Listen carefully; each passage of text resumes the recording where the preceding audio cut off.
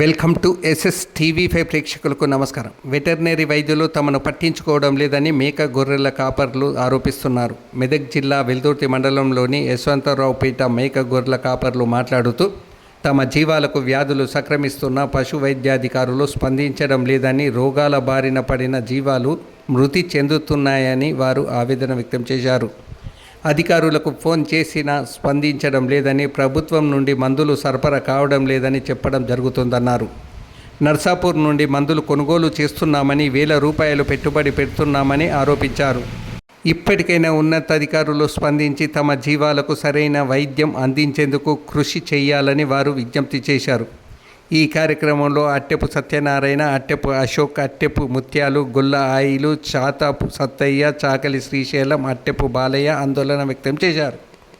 Response అయితే లేదు. ఇక్కడ ఒక్కసారి కూడా మందులు ఇవ్వలే, ఒక్క టీకా ఇవ్వలే.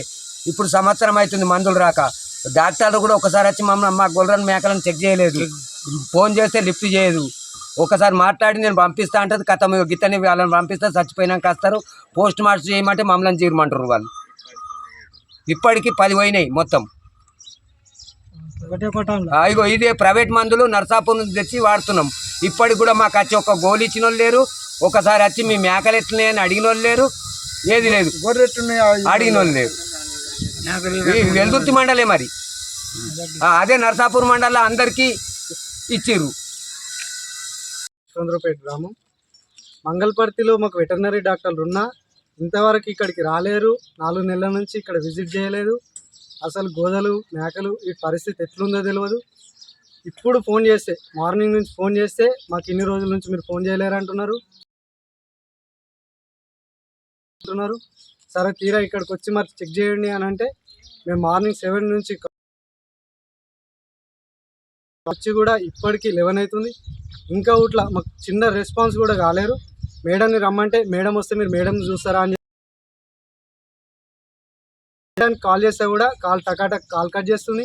మీరు ఎందుకు అంతగానం చేస్తున్నారు, ఆగుండి అని చెప్పేసి మా మీద ఉల్టా చేస్తుంది. ఇప్పటికీ మేము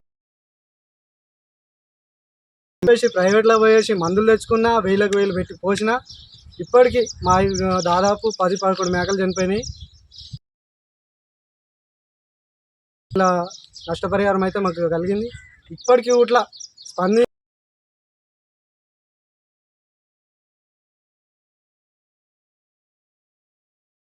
నర్సాపూర్ కానీ వెల్దుర్తి తూప్రా మేము ఇంత దూరం వెళ్ళి కూడా తెచ్చుకుంటున్నాము.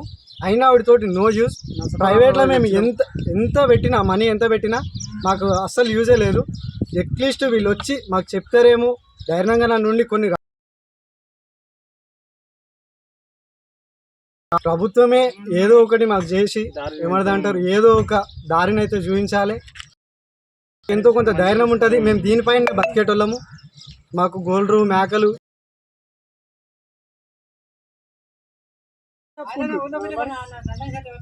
డబ్బులు తీసుకురా, మన సొంతంగా మనం తీసుకున్న ట్రీట్మెంట్ తీసుకురా, డబ్బులు కూడా తీసుకొని మొత్తం ఆడోటి కవర్లో పెట్టు.